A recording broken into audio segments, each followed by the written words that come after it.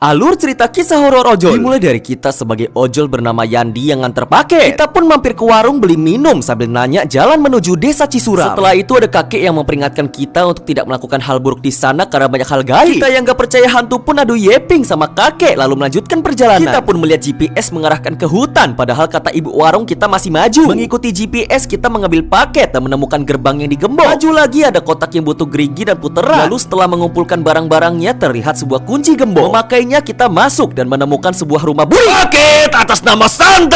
Setelah mengetok lama akhirnya Santi keluar. Memberikan paket kita foto lalu kembali. Tapi saat ke motor ada yang ngomong sama kita tapi gak ada orangnya. Menghiraukannya saat di rumah kita ngecek foto Santi tapi fotonya buri. Setelah itu kita ke dapur untuk masak mie. Tapi saat masak ada suara toke yang bunyi ganjil dan itu menandakan hal buruk. Lanjut. Kita pun makan mie sambil nonton TV dan ada berita tentang pelaku pengturuan wanita yang ditangkap. Lalu dari arah dapur ada yang wush. Setelah makan kita minum air dan tidur. Tapi saat bangun kita ada di hutan. Ada kuntilanak. Melarikan diri kita bersembunyi dan kutilnya pergi. Terlihat jalan keluar digembok 3 dan kita bertemu kodok lucu. Sekarang kita perlu mencari 3 kunci dengan menyelesaikan puzzle. Tapi saat melakukannya kita dikejar kuntilanak. Ada kumbang biru. Kita berhasil mendapatkan 3 kunci dan kabur. Tapi di depan ada kuntilanak. Untung aja kuntilanaknya gak lihat.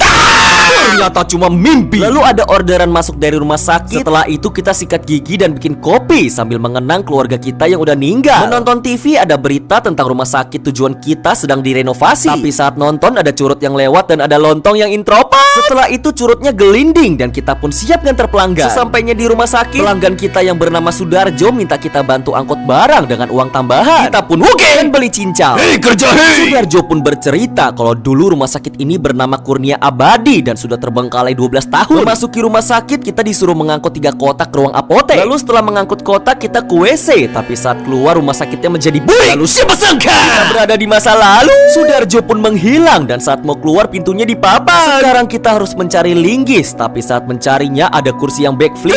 Ada lontong yang ngajak tatap mata. Kita pun gak boleh lihat matanya, kalau tidak dia cepuk ke kunti buat nyerang kita. Setelah itu kita menemukan linggis tapi perlu 2 patung siluman. Patung pertama ada di dalam jam yang perlu 2 jarum. Jarum pertama ada di kursi dan yang kedua ada di lontong kelepek-kelepek. Membuka peti dengan kunci segitiga dan kotak, lontongnya langsung kalem. Setelah itu kita pasang jarumnya dan setel ke jam 9.25. Plek. Sekarang ada satu lagi di dalam lemari yang butuh kunci. Plek. Kita arahin posisinya belakang, kiri, dan kanan. Setelah itu kita dapat linggis.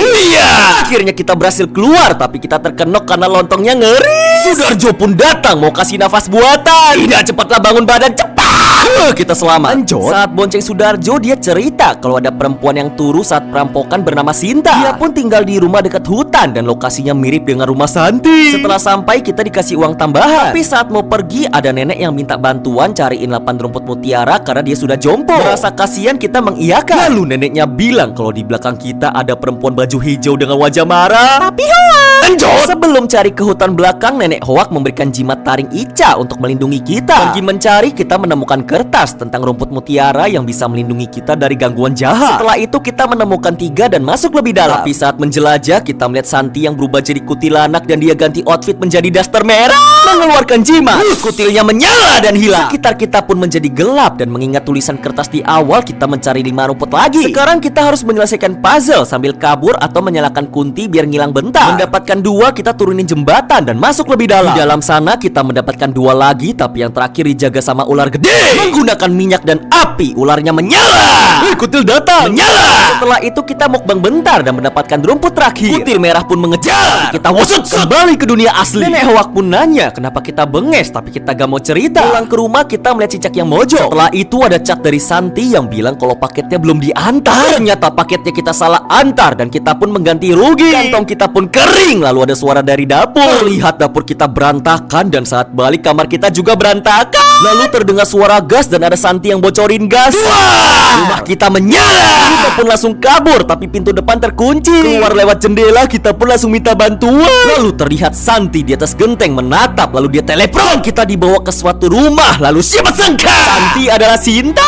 Dia marah karena ketika kita pipis saat perjalanan ngantar paket, kita nendang batu tempat arwahnya tinggal. Setelah itu Santi ngedot selalu terbang, palanya mengkedek. Kutil lalu ganti outfit. Tiba-tiba ada suara nenek hoak yang menyuruh kita bakar 5 boneka lontong. Lalu Kutil pun dibuat menyala. Kita pun menyalakan pembakar dan mulai mencari lontong sambil dikejar Kutil. Lontong pertama ada di meja, kedua di kotak lemari, ketiga di peti, 4 di sumur, dan terakhir ada di jam yang disetel ke jam 5.35. Membakar semuanya, Kutil anak menyala. Tapi dia nangkap kita, berhasil lepas. Kita pun langsung lari. Ternyata itu hanya mimpi dan rumah kita menjadi beda. Di luar ada orang nongkrong dan ternyata kita di rumah Pak RT. Setelah itu ada Pak Ustadz yang tahu kalau kita digangguin hantu dan katanya ada nenek hoak datang bantuin kita. Sekarang arwah Santi sudah tenang dan kita pun tinggal di rumah Pak RT. Sama.